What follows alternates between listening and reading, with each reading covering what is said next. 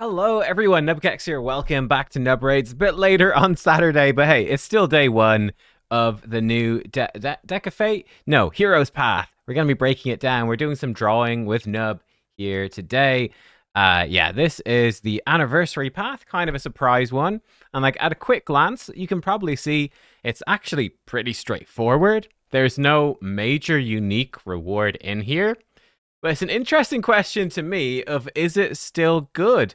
Um, I just say like at the start, I do wonder, and like I just think about this in terms of a game designer perspective.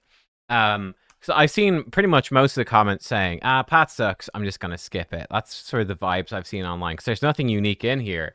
I do wonder if like, as a game designer, you look at this and you go, players will do a very expensive event if there's a unique reward.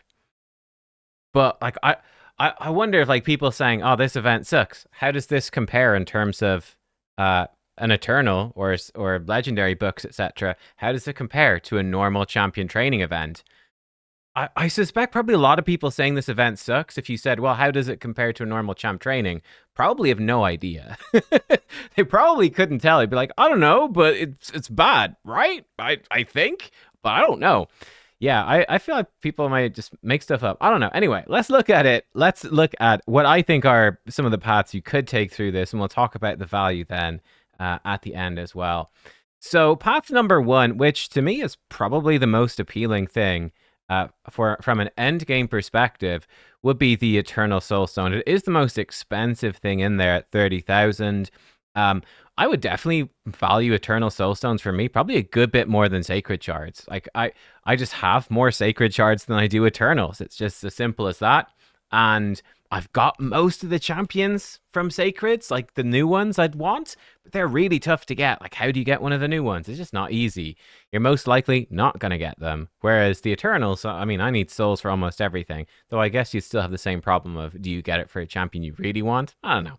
But anyway, this one I think is okay, and it is 39,000 points to do it.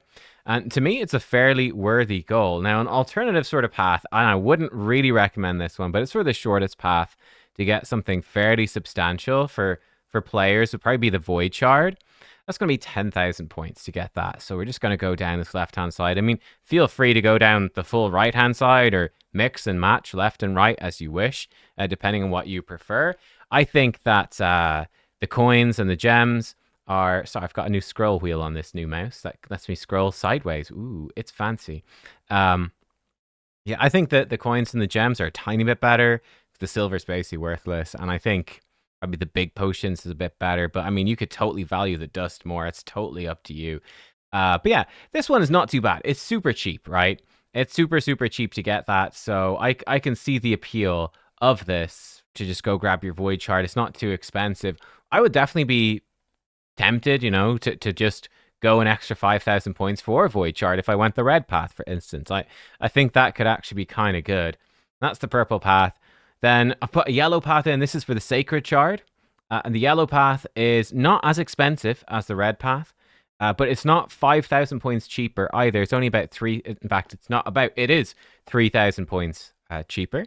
It is 36,250. And then the most complicated path, I suppose, is going to be this beautiful. This is like when your 3-year-old draws you a picture of an elephant or something, and you have to pretend that it looks correct. Again, you can sort of mix up your paths as you wish, but essentially we're just going to go down here because it's cheaper than going through the middle. We'll go down one of the sides. The middle stuff's a tiny bit better, but it's not really worth it. It's only a 4-star glyph, especially with rare and epic and legendary glyphs these days. A 4-star glyph, not very nice. Yeah, but look, we go get the key, we go get the other key. You need 2 keys to open the lock, and then you grab a primal and 2 legendary tomes. And I would certainly say, unless you're gonna get both legendary tomes, I just do not recommend this. And this one is quite a bit more expensive. It's 49,000, so it's about 10,500 more expensive than the Eternal. Isn't that much more, to be honest. And arguably, it's, you get a Void Shard, a Primal, an Immortal, and 2 Legendary Tomes versus just basically getting an Eternal. Maybe that's better. Although, again, you're forking out 10,000 extra points. I guess, you could just go through the red path. Excuse me, the wrong one here. You could go red path and you could, grab a Void Shard, and you could almost grab or you could just grab an Immortal Soulstone instead and same amount of points. I don't know. Depends how you value these things. I kind of think the red path is okay, but I'm not super keen on the other ones. And for me, I'll probably go down to the Eternal and try get the Void if I end up doing this. That being said, it is certainly skippable. Right, to go back to what I said at the start about the value of this, it's very skippable. This is not a must-do path, right? There's nothing here that you won't get elsewhere, and they are all like, gambly stuff, like the Eternal. Might be totally useless. It might be good. It might be totally useless. Same with the Sacred Shard. Though they do help you complete events, but you're completing a massive event to get them, so it's not really a great return on investment there, if at all. So yeah, I think it's okay, but nothing special. I certainly don't think this path is anything special. You can easily skip it if you want, but that being said, I think for a little bit of champion training, it's actually not too bad, particularly for the Eternal. Letting you turn energy into an Eternal Soulstone, I think, is actually quite decent.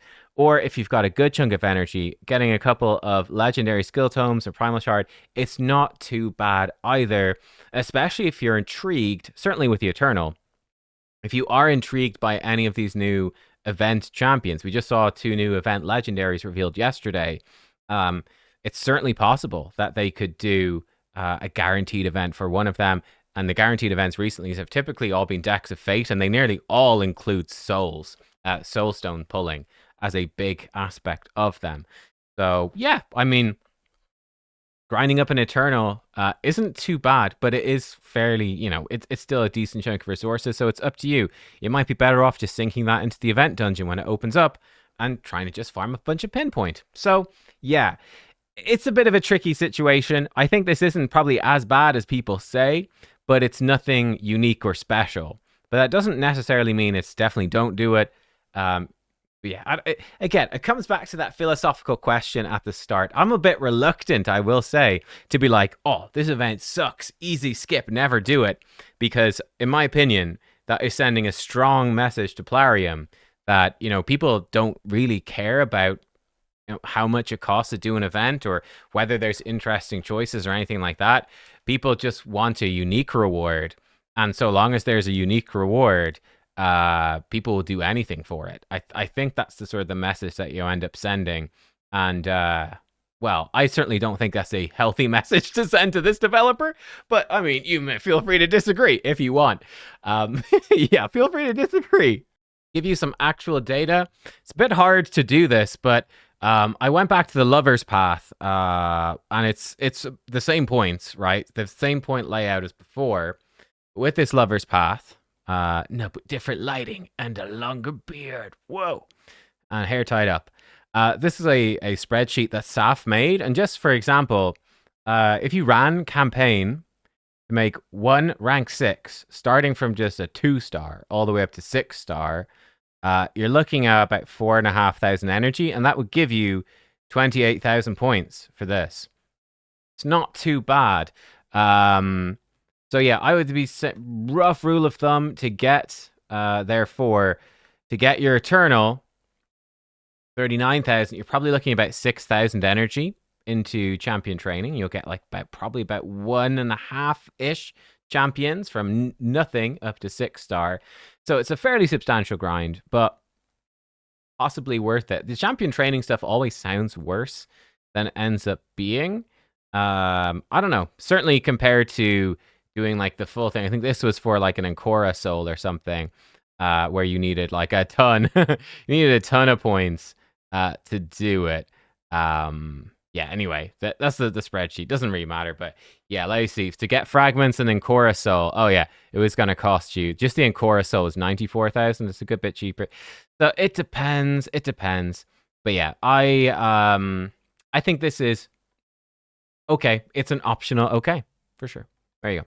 That's it. For me, I actually don't know if I'll do it. I probably will do it, actually. I do want some Eternal Soulstone, so I probably will do it for the Eternal. It's my thought right now. I've got some energy to burn, so yeah, probably will. Guys, I need to sneeze. Thanks for watching. Oh, see you next time. Goodbye.